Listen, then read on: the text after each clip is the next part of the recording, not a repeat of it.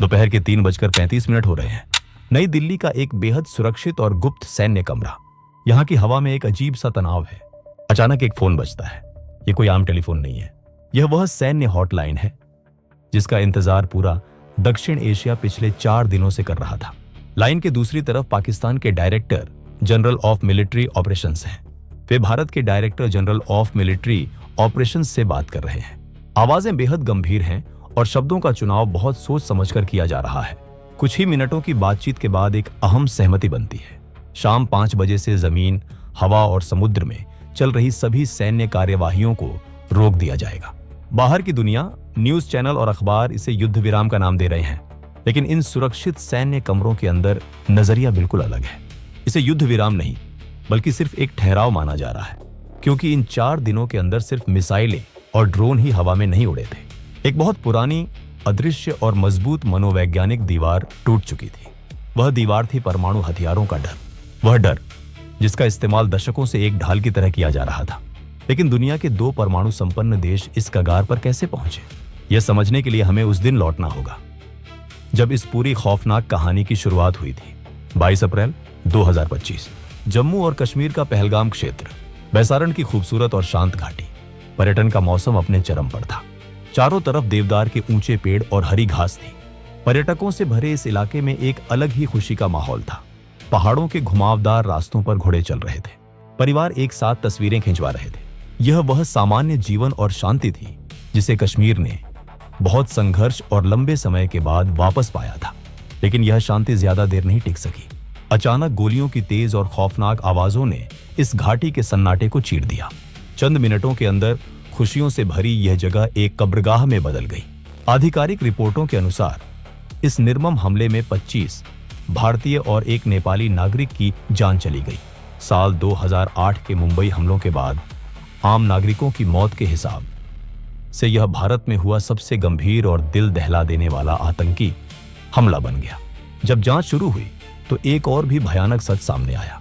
इस हमले का मकसद सिर्फ मासूम लोगों की जान लेना नहीं था। हमलावर एक बहुत गहरा मनोवैज्ञानिक संदेश छोड़ना चाहते थे। विदेश सचिव विक्रम मिस्री ने अपनी एक आधिकारिक ब्रीफिंग में इस क्रूरता का पर्दाफाश किया। उन्होंने बताया कि हमलावरों ने पीड़ितों को बहुत करीब से गोली मारी थी, और वह भी उनके परिवारों और बच्चों के ठीक सामने। ये कोई साधारण गोलीबारी नहीं थी। वे इस मानसिक आघात को एक हथियार की तरह इस्तेमाल कर रहे थे। वे चाहते थे कि यह डर हमेशा के लिए लोगों के दिलों में बस जाए। यह हमला कश्मीर की सुधरती अर्थव्यवस्था पर एक सीधा वार था। यह वहां के पर्यटन और सामाजिक ताने बाने को तोड़ने की एक खतरनाक कोशिश थी। लेकिन खुफिया एजेंसियों के मुताबिक इसका असली मकसद इससे भी कहीं ज्यादा बड़ा था। हमलावर धार्मिक और सांप्रदायिक तनाव भड़काना चाहते थे। वे भारत को एक अंधाधुंध और बिना सोचे समझे किए गए युद्ध के लिए उकसाना चाहते थे, ताकि वे फिर से सीमा के पीछे छिप सकें और अपनी परमाणु ढाल का वही पुराना खेल खेल सकें। लेकिन इस बार जवाब देने का तरीका बिल्कुल अलग होने वाला था। अगला दिन 23 अप्रैल 2025, नई दिल्ली के साउथ ब्लॉक में एक बहुत अहम बैठक बुलाई जाती है। कैबिनेट कमेटी ऑन सिक्योरिटी के सदस्य मेज के चारों ओर बैठे हैं। पूरे देश में भारी गुस्सा और आक्रोश उबल रहा था। लोग खून के बदले खून मांग रहे थे।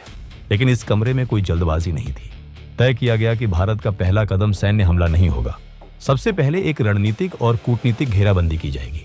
एक एक करके बेहद सख्त फैसले लिए गए। सिंधु जल संधि को तुरंत रोक दिया गया। अटारी की इंटीग्रेटेड चेक पोस्ट के दरवाजे पूरी तरह से बंद कर दिए गए। पाकिस्तानी नागरिकों को सार्क वीजा में मिलने वाली छूट उसी समय रद्द कर दी गई।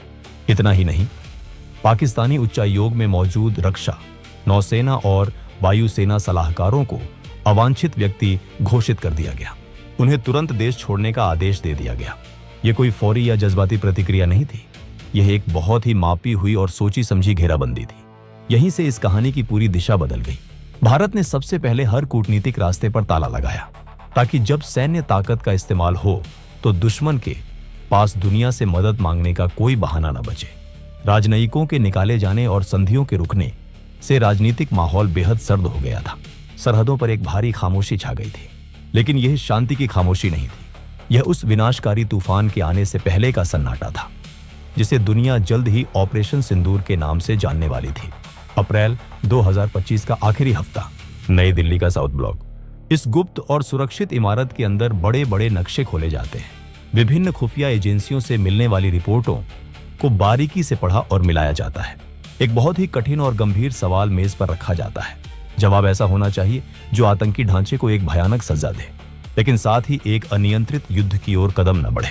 सैन्य नेतृत्व को समय, लक्ष्य और तरीके को चुनने की पूरी आजादी दी जाती है, लेकिन संयम इस मिशन का सबसे अहम नियम रहता है।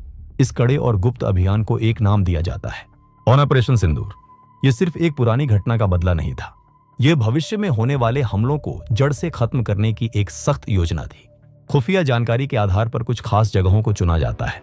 ये वो जगहें थीं जहां आतंकियों को भर्ती किया जाता था और हथियारों की ट्रेनिंग दी जाती थी। लक्ष्य तय करते समय एक बात का बहुत सख्ती से ध्यान रखा जाता है, किसी भी निर्दोष नागरिक या आम इमारत को जरा सा भी नुकसान नहीं पहुंचना चाहिए। इसीलिए लक्ष्य कोई पूरा शहर या जंगल नहीं था, बल्कि कुछ चुनी हुई विशिष्ट इमारतें थीं। पहली सूची में पाकिस्तान अधिकृत जम्मू और कश्मीर के ठिकाने शामिल थे। सवाई नाला, सैयदना बिलाल, गुलपुर बरनाला और अब्बास कैंप। हर नाम के साथ एक पुरानी और खतरनाक आतंकी फाइल खुलती है। सवाई नाला को लश्कर-ए-तैयबा का ट्रेनिंग सेंटर बताया गया था। सैयदना बिलाल जैश-ए-मोहम्मद का एक अहम अड्डा था। लेकिन असली तनाव दूसरी सूची को देखकर बढ़ता है। यह सूची सीमा पार करके सीधे पाकिस्तान के अंदर काफी गहराई तक जाती थी। सरजाल कैंप, महमूना जोया कैंप, मरकज तैयबा मुरीद के और मरकज सुभान अल्लाह बहावलपुर। मुरीद के का सीधा संबंध साल 2008 के मुंबई हमलों से था और बहावलपुर अंतर्राष्ट्रीय सीमा से लगभग 100 किलोमीटर दूर था। यही वह दूरी थी जिसने ऑपरेशन सिंदूर को मनोवैज्ञानिक रूप से बहुत बड़ा और खतरनाक बना दिया था। ये वो जगहें थीं जिन्हें पहले पूरी तरह से अछूत माना जाता था, क्योंकि इनके ऊपर हमेशा परमाणु हथियारों के इस्तेमाल का डर मंडराता था। लेकिन भारत अब इस पुरानी ढाल को तोड़ने और एक नया नियम बनाने का फैसला कर चुका था। 6 मई 2025 की रात के अंधेरे में 1:05 हो रहे हैं।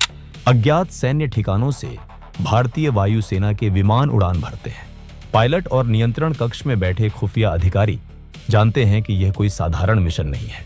अत्याधुनिक हथियारों को बहुत सावधानी से सेट किया जाता है ताकि वे सिर्फ तय की गई इमारतों पर गिरे और धमाका पूरी तरह से नियंत्रित रहे। इस मिशन में एक गलत निशाना सिर्फ सैन्य नाकामी नहीं होगा, वह एक बहुत बड़ा अंतर्राष्ट्रीय कूटनीतिक संकट बन सकता है। तनाव अपने चरम पर था और हर सेकंड भारी लग रहा था। 1:30 तक सब कुछ पूरा हो जाता है। अंधेरे आसमान से सटीक वार होते हैं और पाकिस्तान तथा उसके नियंत्रण वाले इलाकों में 9 आतंकी ठिकाने तबाह कर दिए जाते हैं। अगले दिन 7 मई को भारत आधिकारिक रूप से इस हमले की घोषणा करता है। भारत दुनिया को साफ शब्दों में बताता है कि यह पाकिस्तानी सैन्य ठिकानों पर हमला नहीं था। यह कार्रवाई सिर्फ और सिर्फ आतंकी ढांचे तक सीमित थी। दुनिया भर की राजधानियों में खलबली मच जाती है। न्यूज चैनलों के कमरों में नक्शे खुल जाते हैं और सीमावर्ती जिलों में प्रशासन अलर्ट हो जाता है। पाकिस्तान बौखला जाता है और इसे युद्ध की शुरुआत कहता है। भारत अपनी बात पर कायम रहता है, लेकिन असली लड़ाई अब जमीन से उठकर कहीं और जाने वाली थी। जमीन पर हुई इस सटीक कार्रवाई के बाद युद्ध का मैदान अब आसमान में बदलने वाला था। रडार के पर्दे पर कुछ ऐसा दिखने वाला था जिसने सबकी सांसें रोक दी। 8 और 9 मई 2025 की दरमियानी रात भारत की पश्चिमी सीमा पर सन्नाटा टूट चुका था। पाकिस्तान ने भारतीय वायुसेना की इस कार्रवाई को युद्ध की शुरुआत कह दिया था, लेकिन इस बार जवाबी हमला जमीन से नहीं आ रहा था। खतरा आसमान की ऊंचाइयों से मंडरा रहा था, लेह की बर्फीली चोटियों से लेकर सरक्रीक के दलदली इलाकों तक। सीमा के इस विशाल हिस्से पर एक साथ भारी हलचल शुरू हो गई। भारतीय वायु रक्षा रडार के पर्दे अचानक चमकने लगे। 1 या 2 नहीं, बल्कि 300 से 400 ड्रोन भारतीय हवाई क्षेत्र की तरफ बढ़ रहे थे। यह आसमान में उड़ने वाली मौत की एक पूरी फौज थी। खुफिया एजेंसियों के मुताबिक इन ड्रोन्स का पहला मकसद हमला करना नहीं था। वे भारतीय वायु रक्षा प्रणालियों की ताकत को परखना चाहते थे। वे यह जानना चाहते थे कि भारत के रडार कितनी जल्दी प्रतिक्रिया देते हैं, और वे भारत की सैन्य तैयारियों की गुप्त जानकारी जुटाना चाहते थे। लेकिन भारतीय सेना पूरी तरह से मुस्तैद थी। गतिज और गैर गतिज दोनों तरीकों का इस्तेमाल किया गया। हवा में ही कई ड्रोन्स को बेअसर करके नष्ट कर दिया गया। इसी बीच एक हथियारबंद मानव रहित विमान भटिंडा सैन्य स्टेशन की तरफ बढ़ने लगा। यह एक बहुत ही गंभीर और सीधा खतरा था, लेकिन भारतीय रडार ने इसे समय रहते पकड़ लिया। लक्ष्य तक पहुंचने से पहले ही उस विमान को मार गिराया गया। 9 मई 2025। अब युद्ध की आवाज ड्रोन्स की भिनभिनाहट से आगे बढ़ चुकी थी। नियंत्रण रेखा पर भारी हथियारों ने आग उगलना शुरू कर दिया था। कुपवाड़ा, बारामूला, पुंछ, राजौरी और अखनूर सेक्टरों में गोलाबारी तेज हो गई। तोपखाने, मोर्टार और छोटे हथियारों से भारी गोलीबारी शुरू हो गई। पाकिस्तानी गोले सीधे आम नागरिकों के बुनियादी ढांचे पर गिर रहे थे। भारत ने भी इसका उतना ही कड़ा और आनुपातिक जवाब दिया।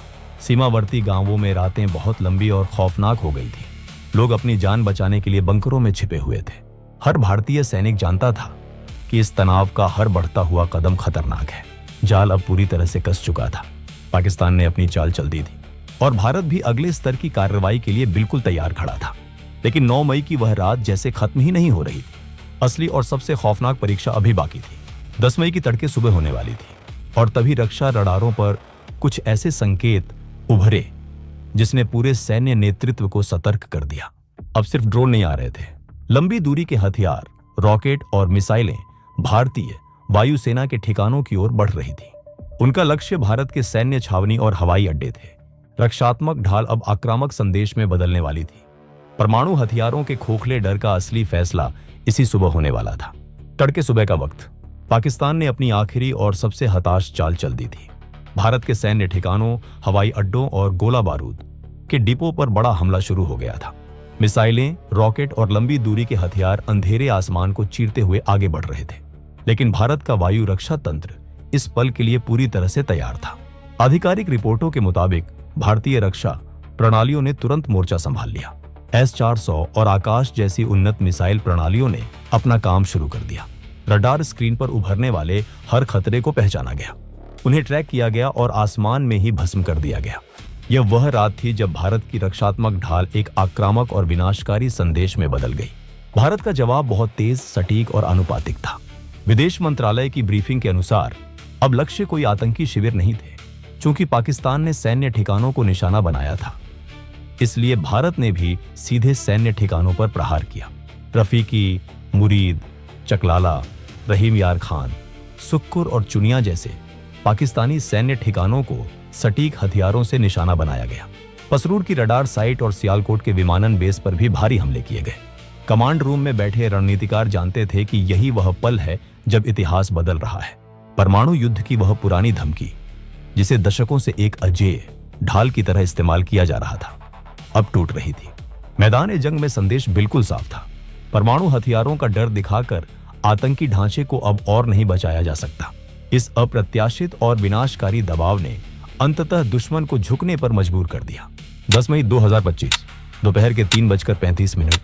यहीं पर हमारी कहानी वापस उसी रहस्यमयी फोन कॉल पे लौटती है। पाकिस्तान के director general of military operations का फोन आता है। शाम 5 बजे से जमीन, हवा और समुद्र में गोलीबारी रोकने की आधिकारिक सहमति बनती है। लेकिन रक्षा मंत्री राजनाथ सिंह बाद में स्पष्ट करते हैं कि ऑपरेशन सिंदूर सिर्फ रुका है, खत्म नहीं हुआ है। भविष्य में कोई भी दुस्साहस हुआ तो यह कार्रवाई फिर से शुरू हो सकती है। 2 दिन बाद 12 मई 2025 प्रधानमंत्री पूरे देश को संबोधित करते हैं। उनका यह भाषण एक नए सुरक्षा सिद्धांत की ऐतिहासिक घोषणा बन जाता है। उन्होंने दुनिया को साफ शब्दों में बता दिया कि भारत अब किसी भी तरह का परमाणु ब्लैकमेल सहन नहीं करेगा।